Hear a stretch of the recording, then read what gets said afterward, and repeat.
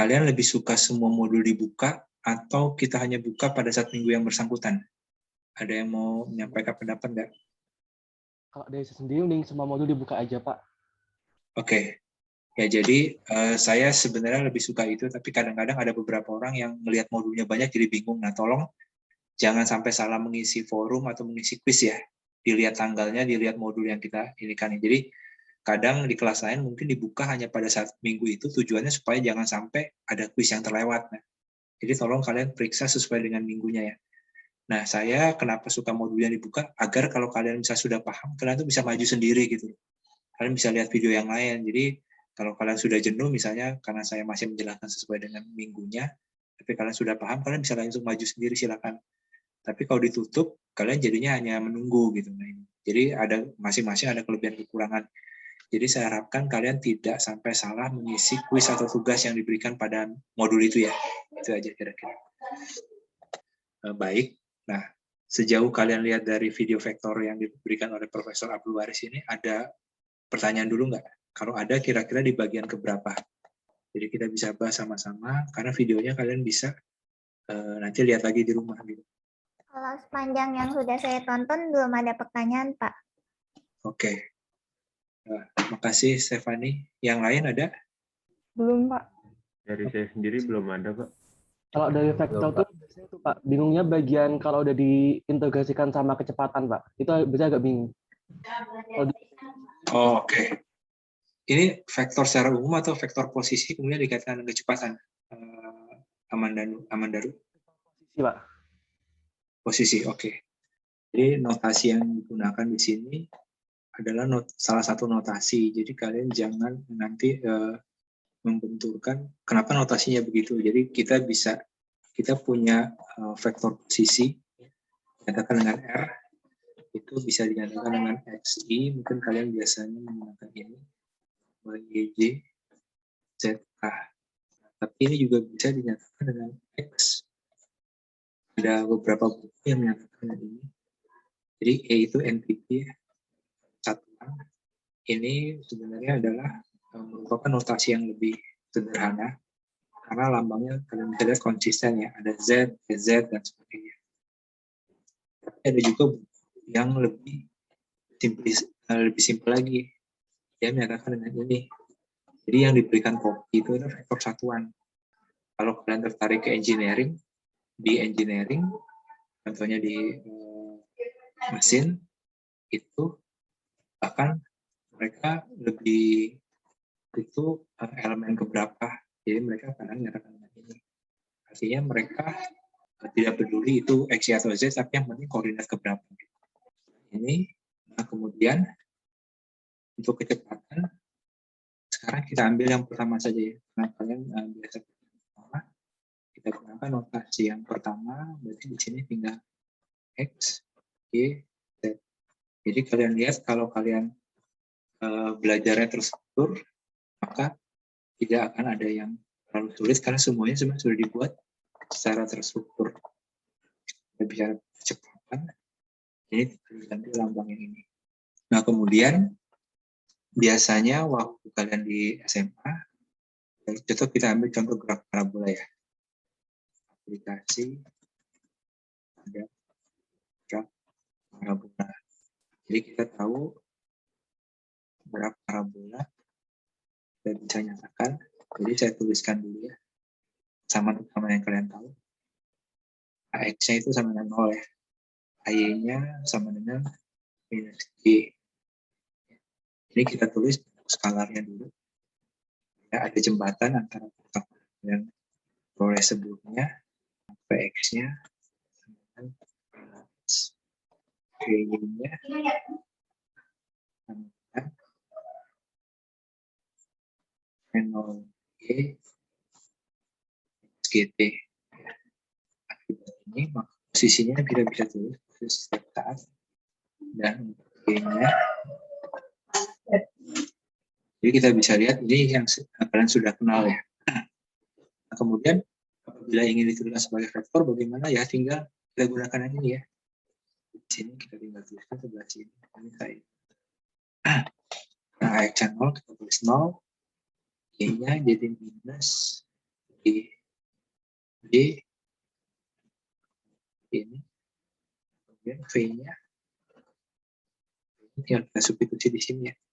Jadi V0x ada minus GT. Jadi kita ini kalian tinggal mensubstitusi bilangan-bilangan ini ke sini ya. Nah sekarang untuk posisi kita copy lagi yang ini. Copy di sini, kita ambil notasi yang pertama. Nah dia hanya 2 dimensi, kita ambil, kita tuliskan dulu seperti ini. Kemudian kita substitusi. Jadi saya di sini saya copy, saya paste di sini, saya copy. Ini saya copy semua di sini. Jadi kalian bisa melihat sebenarnya yang kalian pelajari di SMA yang ini di perguruan tinggi dituliskan dalam bentuk vektor. Sebenarnya sama aja tapi jadi lebih rumit gitu. Kenapa seperti ini? Karena kita ingin menggunakan dengan cara yang lebih universal ya. Sehingga nanti bisa ditransformasikan juga ke koordinat-koordinat lain. Nah, begitu kita udah punya ini, nah sekarang maknanya ini apa? Nah, maknanya ini adalah seperti ini. Jadi di sini perlu gambar. Jadi misalnya pada P pertama posisi bundanya di sini. P kedua posisi bundanya bisa di sini. P ketiga posisi bundanya bisa di sini. Ya. Nah, yang disebut vektor posisi adalah ini ya. Ini adalah vektor posisi. Yang pertama, nanti yang kedua ke sini, ketiga sini dan seterusnya. Nah, ini vektor posisi R sebentar. Nah, ini adalah vektor posisi R sebentar. Nah, ini jadi vektor posisi R. Nah, sekarang pada saat dia pindah ke sini, ini saya geser aja supaya lebih kelihatan. Nah, jadi kalau saya copy lagi ke sini, ini adalah R T. Saya copy lagi. Pada saat dia berpindah, ini adalah R T. Pada saat dia berpindah, saya menggambarkan ini. Nah, ini adalah R T plus delta T. Jadi, misalnya T1, kemudian dipilih T2.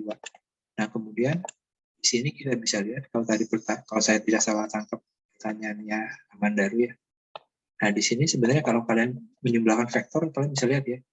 Vektor ini tambah vektor ini sama vektor ini ya. Nah, vektor ini apa artinya? Vektor ini adalah vektor ini sebenarnya.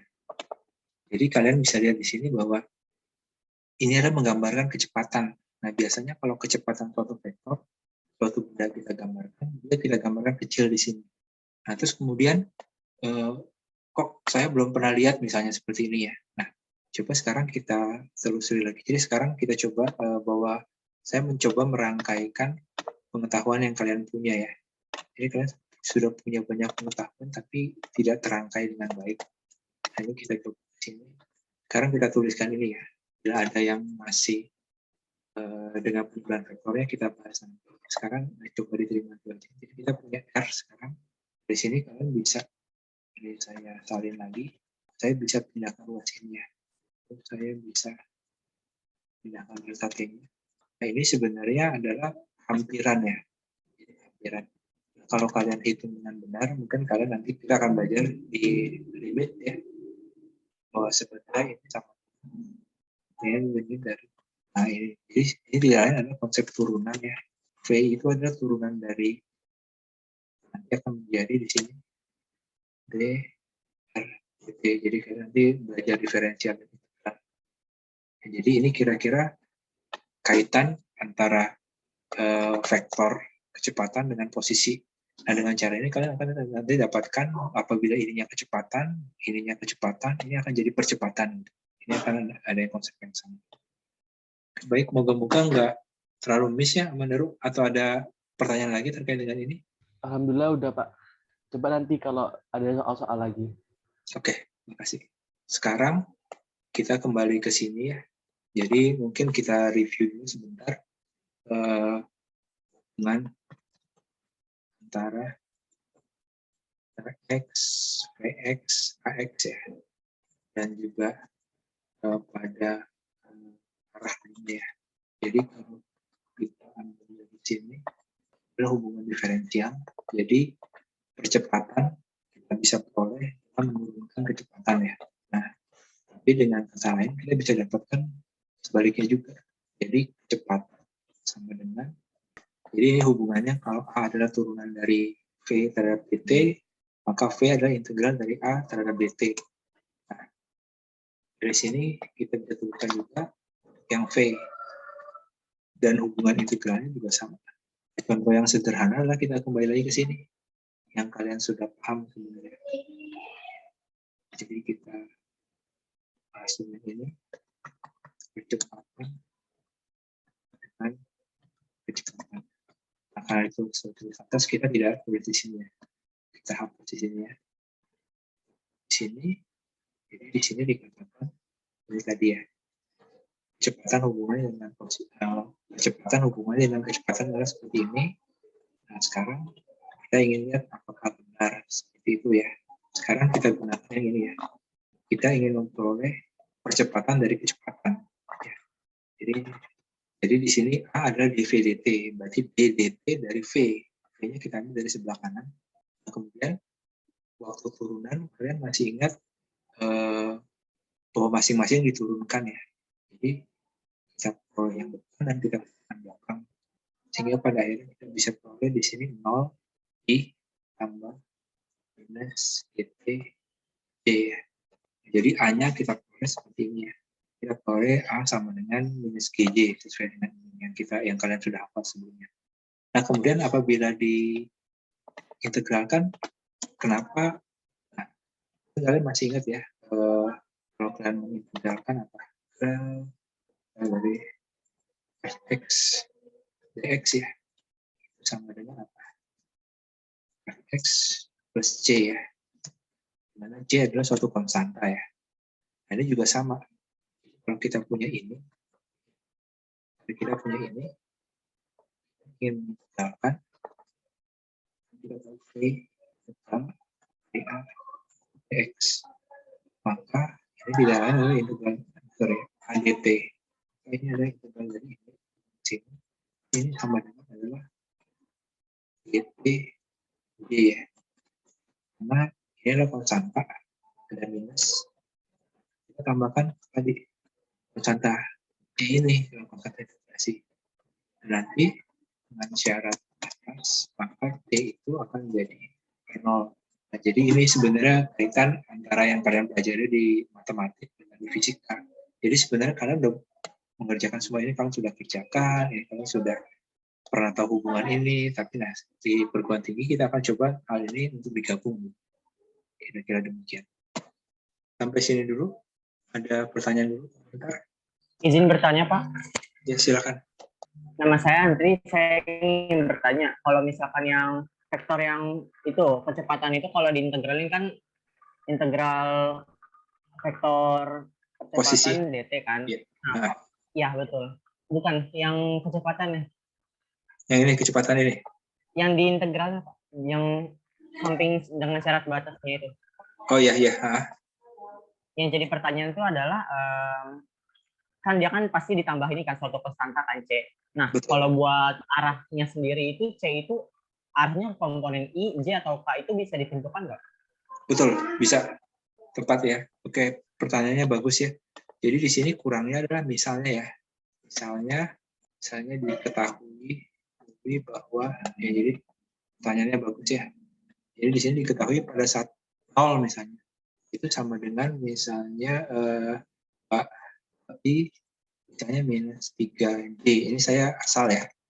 Saya memberikan bilangan karena berapa aja bisa. Nah, dengan ini kan solusinya kan ini tadi. Saya hapus ya. Solusinya kan ini. Solusinya ini kita masukkan syarat batasnya tadi. Bahwa ini. Jadi 0 itu sama dengan 0 kan ya. Jadi kali 0 dikalikan 0 tambah J sama dengan ini. Jadi sama dengan ini ya. Dengan demikian kita bisa lihat bahwa karena sisinya sudah 0 berarti otomatis J sama dengan ini kan. Solusi akhirnya, ini adalah solusinya. Atau kalau kita tuliskan dalam bentuk P0X I tambah P0 J minus J, kita bisa dapat di sini bahwa P0X sama dengan 2. Y sama dengan minus 3 ya. Apakah cukup jelas? Sudah sangat jelas, Pak. Terima kasih. Ya, jadi ini nanti biasa ada syarat batas. Nah, sekarang pertanyaan saya, bisa ada yang jawab nggak? Apakah ini harus 0? Ini harus 0 nggak syaratnya? Enggak, Pak. Ya, betul. Menurut saya enggak. Betul. Jadi bisa aja diketahui misalnya syarat yang lain ya. Misalnya pada saat 1 detik diketahui ininya adalah +2. Ya nggak apa-apa, tinggal masukkan saja 1 di sini nanti sama dengan 4i + 2j ya. Akibatnya nanti kalian dapatkan V0-nya berbeda, bukan seperti ini. Ya. Jadi ini yang mungkin ingin saya tekankan, bahwa jangan selalu terpaku bahwa syarat awal itu harus pada saat 0. Jadi bisa aja syarat awal itu sama saat waktu yang lain. Jadi contohnya yang tadi, ada teman kalian yang masuk ke kelasnya terlambat gara-gara masalah jaringan. Berarti T0 dia itu kan pada saat dia masuk. Padahal menurut kita itu udah lewat 10 detik misalnya. Jadi bagi masing-masing itu T0-nya kan beda-beda. Jadi ini juga syarat awal namanya.